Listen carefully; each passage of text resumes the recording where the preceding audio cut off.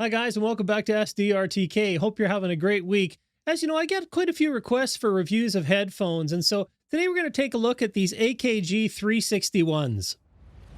Now, at the time of recording, these K361s are available for just over $100 US, so they're in the affordable price range for headphones, and they get quite a bit of praise, but we'll have to check that out. And in this video, what I'm going to do first is I'll roll back the clock and unbox them. I have been testing them for quite some time.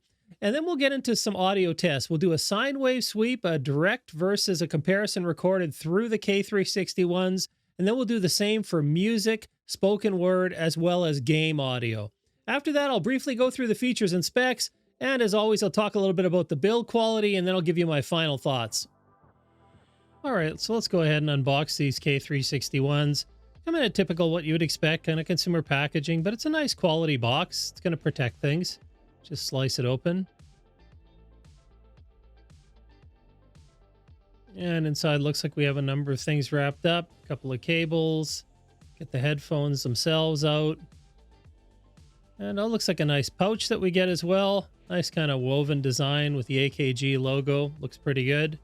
Just push that off to the side. So a little bit of warranty information there. So yeah, a really nice pouch. I mean, it's not a hard case, but nice looking anyways.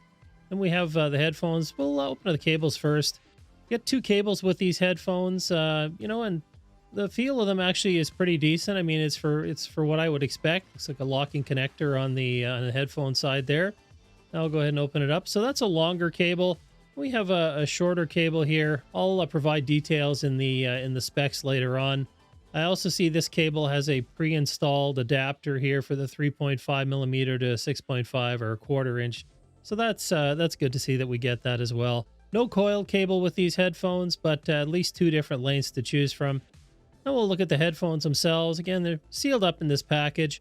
I mean, I wouldn't call this packaging premium by any means, but again, in the price point of these headphones, I'd rather they put the money into the headphones themselves than into fancy packaging.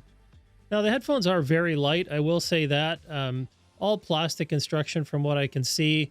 Looks like kind of a friction adjustment. They do fold up, and that could be really nice for travel. Really tight. You could get these in a pretty small package, so that's kind of good to see. I'm not so sure about the strength of them for heavy-duty studio use, but I'll try them out.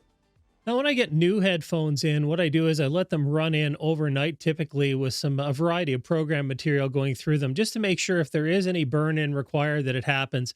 In the case of these headphones, I did them when I first got them, but I've actually been testing them for quite some time now. I've had them for a number of months, and so they're well run in. And what we're going to do first is get into the audio tests, and as I said earlier, we're going to do a variety of them. So let's get right to it. Okay, and first up, I'm going to record a sine wave sweep from 20 to 20,000 hertz. This is directly into my Scarlett 8i6.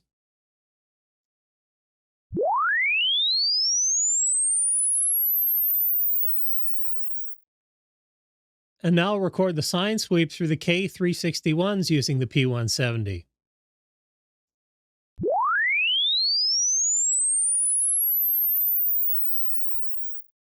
And so now we're looking at the linear comparison of the sine sweep here, both direct and through the K361s. And as you can see, it appears there's a little bit of information maybe missing in the kind of mid-range as well as up in the high area. But as we know, the tuning of the headphones is what really tells the story. So let's go ahead and switch over to a log comparison and see just kind of a representation of what we might hear. And so now looking at the log comparison, you can see that actually the reproduction of the sine sweep is pretty faithful. There weren't any areas that were grossly under or overemphasized, so that's good to see. We do see a little bit of fall off in some of the very high frequencies, but certainly, I mean, keeping in mind, again, these are, you know, in that $100 price range for headphones. This is a pretty good representation on the sine sweep. Now let's go ahead and do some tests with music. And so now I'll record a sample of music directly into the 8i6.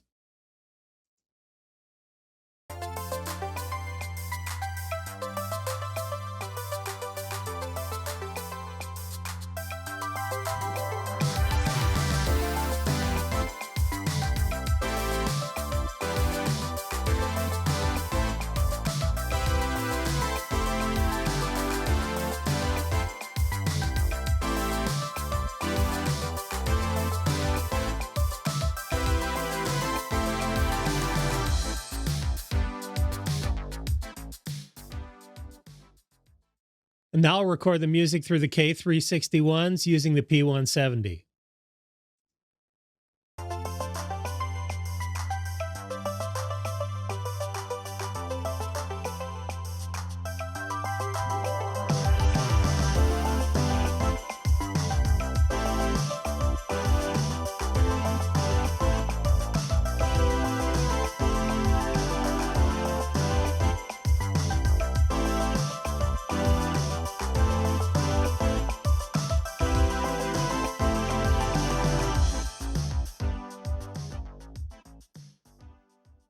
And looking at this linear comparison of both the direct and the recordings through the K361s, we can see it appears a few of the frequencies may be a little underemphasized here. There's nothing grossly boosted.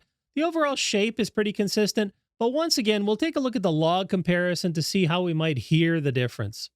And so now looking at the log comparison of the music recordings, we can see that the profile here again overall is very true to the original recording.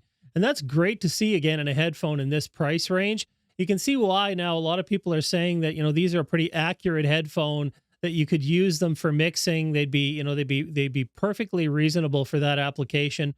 And yeah, the log analysis bears that out. Yeah, there are, maybe a little bit of information missing in the high end, but certainly nothing, that is beyond something you would either get used to as using them.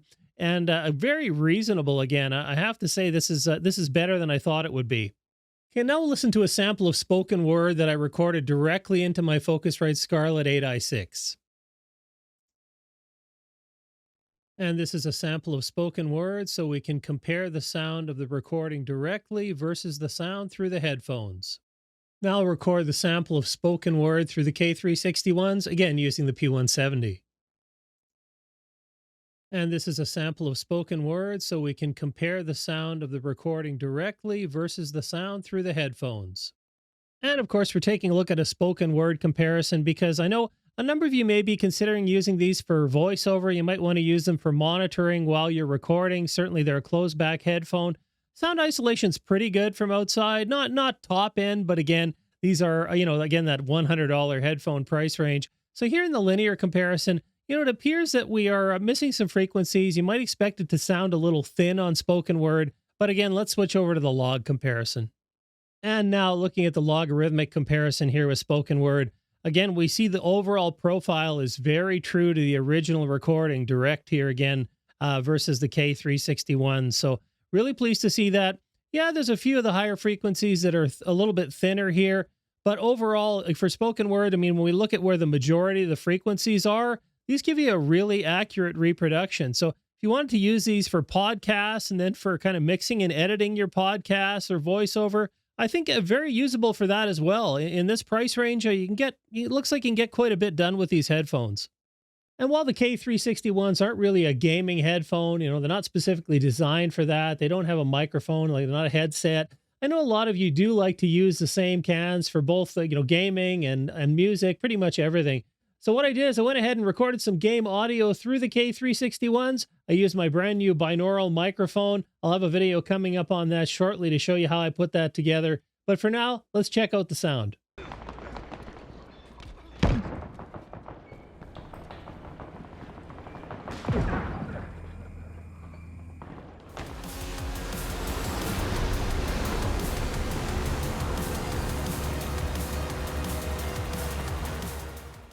And so to my ears, the K361s actually did a pretty good job with the game audio. For a stereo headphone, the sound was quite spacious.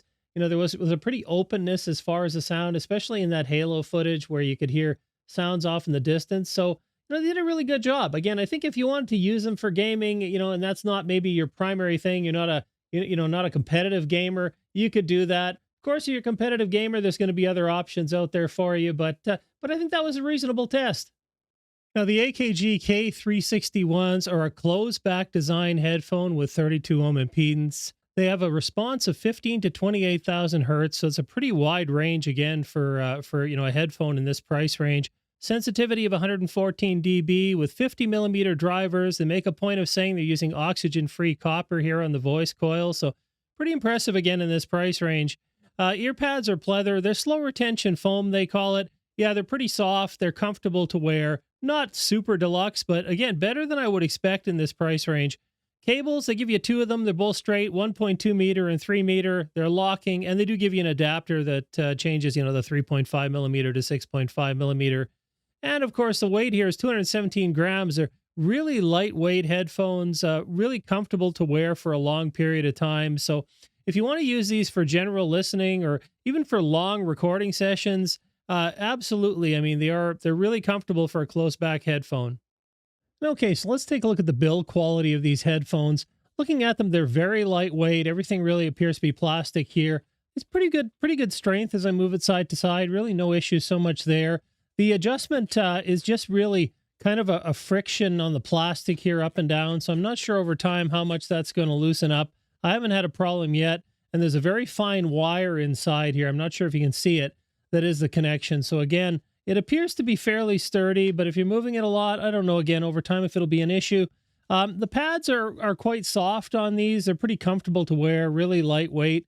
Didn't really have an issue as far as like warmth or too much temperature or any problems that way using it. The connection is a replaceable cable, and as we saw, it does come with a couple of cables. That's nice. It does lock into place, so you don't have to worry about it coming out. For travel, these headphones are nice in that they do fold up. When you have them together, you can actually twist them around, and so they get to be really, really compact. So that's a pretty good thing. You can squeeze them together, pack them in your suitcase, really light. So I like that about them. Again, really lightweight. I wouldn't say, in a professional studio everyday use, I don't know how they'll hold up with that, but for home use, the quality certainly is good enough. So now we've gone through all these tests, let me give you my final thoughts. In this price range, around $100 US at the time of recording, the sound quality is far better than I would expect. As far as the profile and the tone, I find them to be very neutral. And again, I think the audio tests that we've done here bear that out. I found they could be used for game audio as well. But really, I mean, if you want to use these for podcasting or for voiceover, general content creation, if you use them for recording, for music, even for mixing, I think they're a great place to start in this price point. Durability, it's not 100% sure. I have been using them for quite some time, and I haven't found that they've really loosened up, and I haven't had any issues with those small wires I was talking about here and the connections at the on the headband itself. So, so far they've held up really well. You can't expect them to be the same as a headphone that's worth 3, 4, 5, 10 times the price.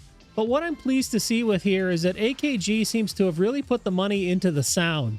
They haven't gone for super deluxe materials, really, really solid high-end construction, but the sound is there. And so that's something to consider. I do like the fact that they can fold up and they're really light, so great to throw in a backpack.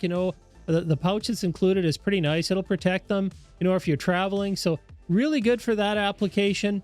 I've got to say I would recommend these headphones in this price range. They certainly performed better than others I've tried that are far more expensive. So again, I can see why they're getting some really good reviews. And if you're interested in other headphones, check out some of the other videos on the screen. As always, thanks for watching, and I'll see you next time.